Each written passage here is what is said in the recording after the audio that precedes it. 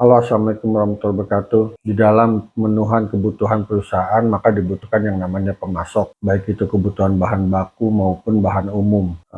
Kebutuhan-kebutuhan umum seperti ATK, stationery, dan lain-lain. Selain bahan baku untuk proses produksi. Nah, di dalam pemilihan supplier itu ada beberapa informasi yang dibutuhkan yang sangat penting, sehingga diperlukan formulir yang memuat informasi terkait supplier, terkait informasi yang dibutuhkan. Misalkan nama perusahaan, kontak personnya, terus bentuk usahanya, berapa lama usahanya, terus berapa lama pemenuhan atas pesanan kita atau lead time-nya. Nah, informasi-informasi tersebut secara sederhana paling tidak memberikan informasi, dan sebagai pemenuhan administratif perusahaan bisa juga menjadi satu analisis di dalam pengambilan keputusan supplier. Supplier mana yang harus dipilih melalui misalkan metode scoring dan lain-lain. Banyak metode yang digunakan di dalam pemilihan supplier. Namun untuk misalkan UMKM paling tidak bisa memenuhi administratif yang baik, kebutuhan administrasi yang baik, sehingga supplier itu dapat terdata dan teradministrasi secara baik ketika dibutuhkan informasi-informasi tersebut, misalkan nomor NPWP-nya, bentuk apakah dia sudah PKP atau tidak. Nah, ini ada form pemilihan supplier. Nah, di sini ada beberapa kolom, yaitu ada A, data perusahaan, B, data pemilik, C, data produk yang dijual, dan D, data operasional. Nah, ini informasi-informasi yang paling tidak harus ada di dalam pemilihan supplier. Satu yang jelas nama perusahaan, seperti data informasi dasar perusahaan seperti nama perusahaan, alamat, kota, telepon, email, cara pembayaran, pesan PWP-nya, referensinya dari siapa, ini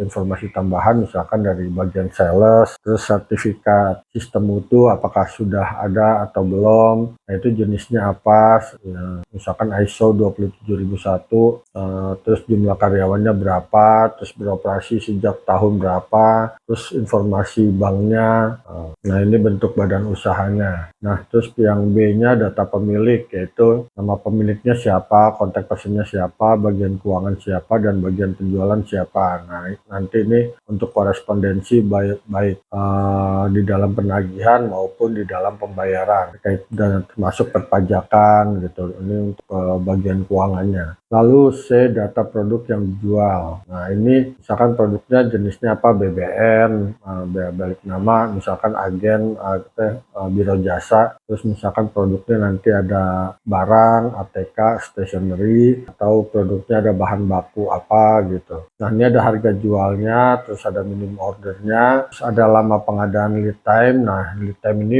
bisa dari proses sampai diterima barangnya di gudang oleh perusahaan yang memesan, ini berapa lama waktunya. Nah, ini juga nanti informasi-informasi inilah yang dijadikan dasar untuk sebagai analisis juga, kalau mau dianalisis sebagai misalkan pengadaan itu kan biasanya ada 3 pembanding. Nah, itu paling enggak harus memuat angka-angka seperti ini.